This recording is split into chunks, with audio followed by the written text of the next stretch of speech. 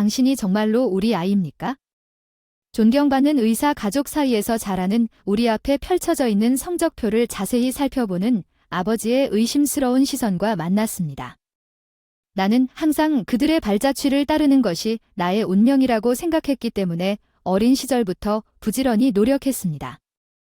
내 학업은 꾸준히 내 학급에서 상위권을 차지했지만 아버지에게는 지역 수준의 단순한 우수성이 그의 눈에 기대에 미치지 못했습니다. 성공은 국가 무대를 초월하여 진정한 장점을 유지해야 했으며 이 높은 기준이 반복적으로 포격되었습니다. 의료계에 대한 존경심이 점차 침식되었습니다. 내 이름은 에밀리입니다. 언니 제시카와 함께 의사 가문에서 태어났습니다. 우리는 가족을 이을 것으로 기대되는 자손이었습니다. 나와는 달리 유사는 부모님의 편애를 받으며 여유롭게 뛰어났습니다. 그녀의 모든 성취는 축하되었습니다. 그녀의 사소한 변덕에 빠져들었고 나는 그녀의 특권적인 지위를 부러워할 수밖에 없었습니다. 제시카의 엄청난 업적에 비해 끊임없이 측정되었습니다.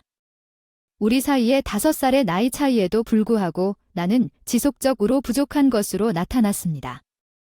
그녀의 성공을 반영할 수 없는 것은 시간이 지남에 따라 개인적인 결함으로 인식되었습니다. 스트레스를 받는 순간에도 제시카의 추구에 관심이 완전히 쏠렸습니다.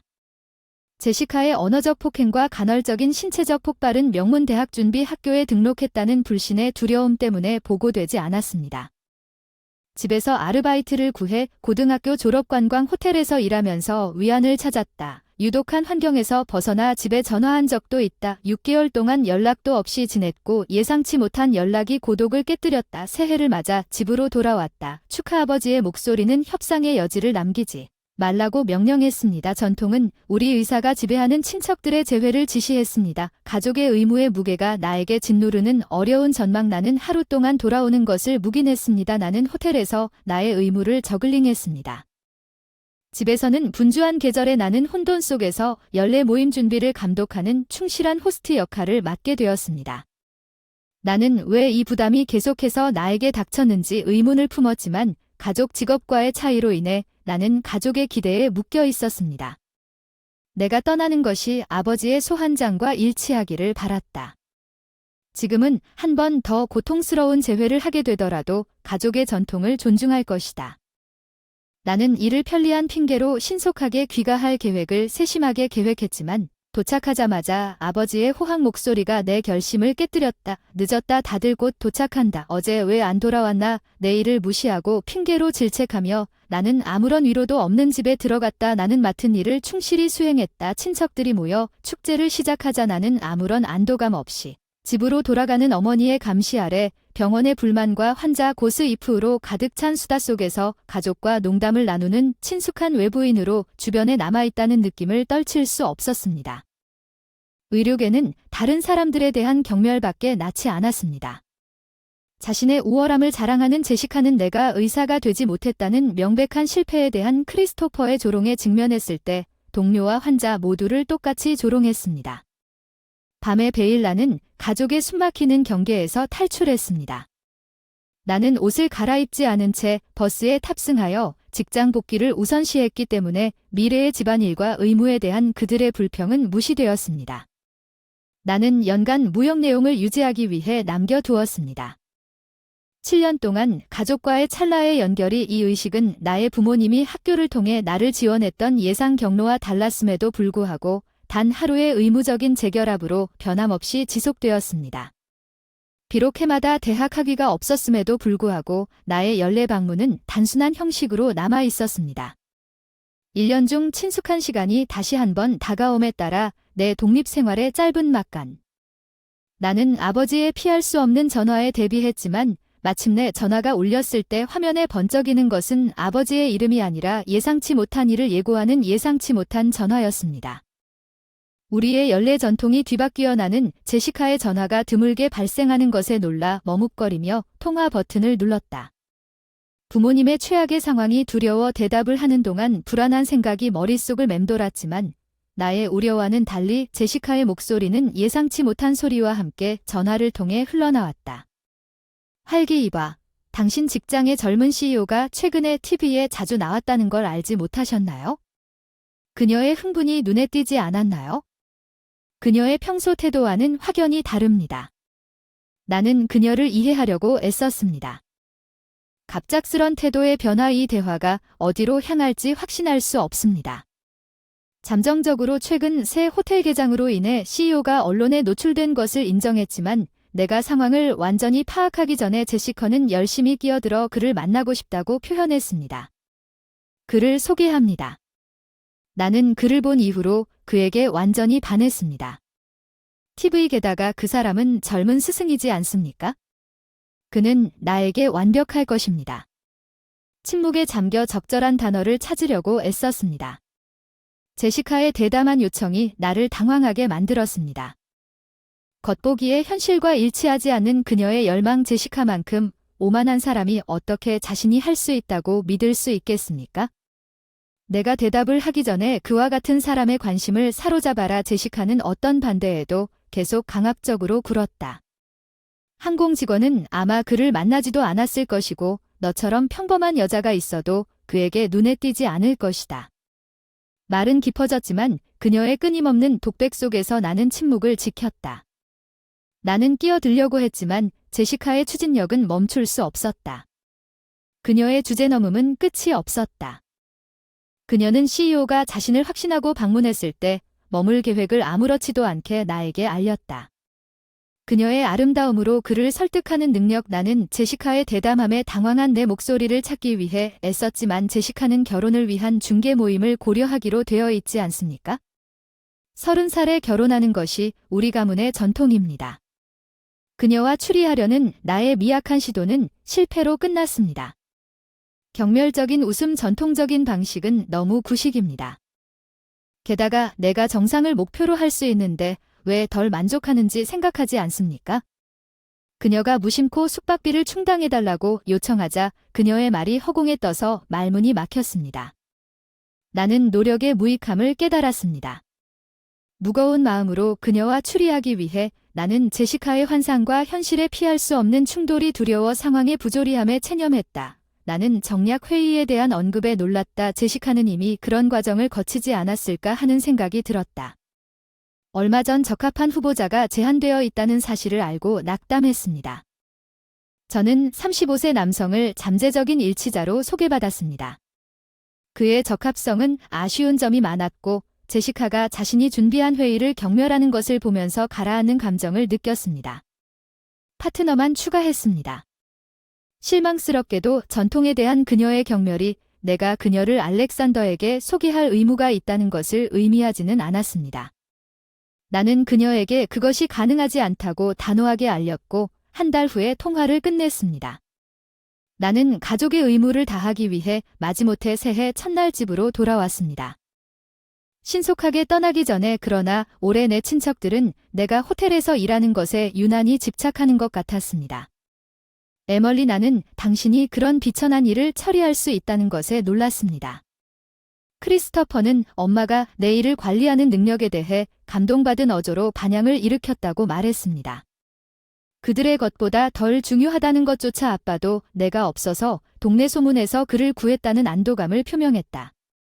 그들의 집단적인 실망이 나를 덮쳤고 내가 이미 알고 있던 것을 확인시켜 주었다. 나는 당황스러운 사람으로 여겨졌다. 제시카의 웃음은 그녀의 조롱에 상처를 더할 뿐이었고 그녀는 깊은 상처를 입었다. 그 말이 내 안에 불을 지폈다. 그 순간 나는 수능의 허울을 벗고 억눌린 감정을 풀어냈다. 제시카, 너는 30살이고 5살 선배, 너의 계획은 뭐니? 너 뒤처지게 될 그토록 높은 기대에 나는 좌절에 휩싸여 반박했다. 나의 폭발은 사과를 요구하는 아빠의 분노를 불러일으켰지만 제시카에 대한 그들의 변함없는 지지는 변하지 않았습니다. 그녀는 그들의 황금 자식이었고 그것이 내 현실이라면, 그렇다면 나는 우리 세 가족이 영원히 함께 있기를 바랐습니다. 하지만 현실은 아빠의 분노가 고조됨에도 불구하고 내 희망적인 생각과는 거리가 멀었습니다.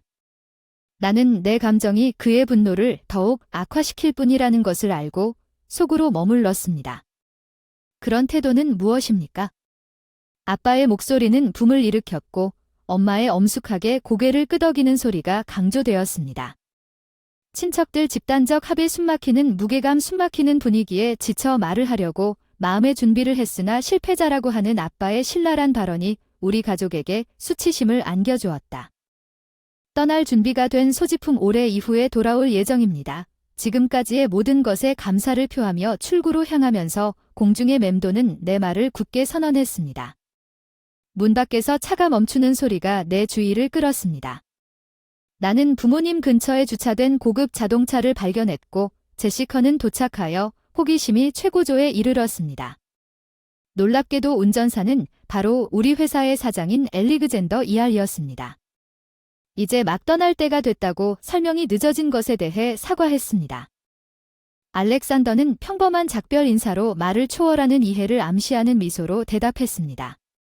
알렉산더가 예상치 못한 일에 대해 궁금해하도록 아빠에게 다가가자 깜짝 놀란 가족들을 충격에 만져볼 수 있게 남겨두었습니다. 사건의 전환 알렉산더에게 가까이 다가가기 전에 시작한 인사말이 늦어진 것에 대해 사과했습니다. 그는 내 F입니다. 우리는 다음 달에 결혼합니다. 공중에 걸린 발표는 놀라움과 불신이 뒤섞인 반응을 보였습니다. 제시카의 목소리는 우리 부모님 아니면 둘 다였습니다. 나는 그들을 결혼식에 초대하려는 의도가 존재하지 않았고 이 집에 대한 지속적인 애착이 없었음에도 불구하고 내가 다시 돌아올 수 있을지 의심스러웠습니다. 결국 알렉산더의 제안 이후 나는 설명해야 한다고 느꼈던 이후로 이곳이 나에게 적합한 장소라는 것이 분명해졌습니다. 그에게 내 상황은 내 가족의 긴장된 역동성을 밝혀주었고 특히 병원에 훼손된 평판에 대해 듣고 나서 제시카가 내 가족의 놀란 반응을 무시하고 주제를 꺼낸 후 그들은 즉시 이해했습니다. 현지 조사에서 데디즈 플레이스에 대한 불안한 진실이 다수의 의료과실과 사기로 드러났습니다. 계시록에서 아빠의 얼굴이 창백해졌고 저는 그의 개입에 대해 의문을 제기할 수밖에 없었습니다. 정말 괜찮은가요? 현지인에 따르면 제시카와 병원의 연관성을 언급하면서 그들의 평판은 다음과 같았습니다. 최악의 상황, 우리 가족에 대한 비참한 반성, 아빠와 제시카를 언급하는 문구가 허공에 매달려 우리 가족 위에 그림자를 들이우는 것처럼 상황의 무게가 아버지 같은 딸처럼 우리에게 무겁게 내려앉았습니다. 어느 정도 책임감을 느끼는 성실함은 성공하겠다는 결심을 표현했습니다. 호텔 사업과 지역 사회 내 신앙 회복은 극명한 대조를 이룹니다. 아빠와 제시카는 한때 확신했던 운명이 조사의 무게로 무너지고 있다는 사실을 깨닫고 눈에 띄게 흔들리는 것처럼 보였습니다. 나는 불필요한 방해 없이 조수석 문을 열어준 약혼자 알렉산더에게 모든 것을 털어놓았습니다. 우리의 길은 오른쪽으로 교차했습니다. 전임 대통령 정부 하에서 집을 떠난 후 미래의 대통령 알렉산더는 나와 함께 현장에서 일했고 우리의 동지에는 끈끈한 우정으로 꽃피웠고 나중에 밝혀진 바에 따르면 그는 과거에 무시당했던 경험과는 달리 나에게 첫눈에 반했다는 사실이 밝혀졌습니다. 내 노고가 마침내 인정받고 감사하게 되었습니다. 나는 내 노력에 기쁨을 느꼈고 알렉산더는 기회가 생겼을 때 그 자질에 감탄한 것 같았습니다. 그는 전임자가 병에 걸린 후 대통령직에 올라 6개월 전에 나에게 지원을 요청한 것이 깊은 울림을 주었습니다. 그의 제안을 받아들인 이후로 저는 다양한 학문 분야, 특히 비즈니스를 중심으로 공부했습니다. 제가 혐오하는 것은 공부 자체가 아니라 좁은 길에 대한 혐오라는 것을 깨닫고 배움의 새로운 즐거움을 발견했습니다. 의사차에 타려고 준비하는 동안 아빠의 목소리가 허공을 가르며 익숙한 질문을 했지만 나는 침착하게 미소를 지으며 더 이상 이 집딸이 아니라고 선언했습니다. 당황한 가족들을 차 뒤에 두고 조용히 나를 데려가는 것과 작별 인사 새 호텔이 성공적으로 오픈한 후 나는 호텔이 만실이 된 첫날부터 현장 관리에 열중하고 있었습니다. 부모님과 제시카는 분주한 가운데 나를 발견하고 뜻밖의 모습을 보였습니다. 바쁜 일정에도 불구하고 머물다 보니 반응하기도 전에 할 말을 잃었습니다. 알렉산더가 개입하여 신속하게 가족을 데리고 갔지만 그들의 완고한 끈기로 인해 로비에서 한 장면이 발생하여 직업적 의무와 가족 간의 긴장 사이에 갇힌 듯한 느낌이 들었습니다. 혼돈 나는 올리비아라는 여자가 로비에 들어와 나에게 험담을 전하는 교사라고 알아보고 고조되는 긴장을 진정시키기 위해 경비원의 도움을 구했습니다. 소문은 병원 전체에 산불처럼 퍼져 아빠와 제시카를 당황하게 만드는 동시에 나는 우연히 발견했습니다. 엄마의 은퇴설에 대한 놀라운 폭로, 그것은 스캔들로 인한 강제사직을 은폐하기 위한 것이었다. 올리비아에게서 우연히 들은 소식은 가족들의 반복되는 뻔뻔함에 좌절감을 느꼈다. 나는 그들의 반갑지 않은 직장 방문에 즉각적으로 단호한 조치를 취했다. 업무방해 혐의로 경찰에 신고한 것은 곧 병원의 화제가 되었고, 이미 심각한 재정 상황을 더욱 악화시켰고, 결국 병원은 스캔들로 인해 문을 닫을 수밖에 없었고, 우리 가족의 첫 번째 실패한 집을 지나고 얼마 지나지 않아 소문이 돌았습니다. 나는 그것이 공석이라는 것을 알아차렸습니다. 제시카의 중매 실패에 대한 그들의 재정적 어려움에 대한 소문이 퍼졌다는 뼈아픈 신호였습니다. 노력은 결국 전화번호를 바꾸고 다시 연결할 생각이 없이 그들을 몰아낸 지역 소문에 의해 촉발되었을 것입니다.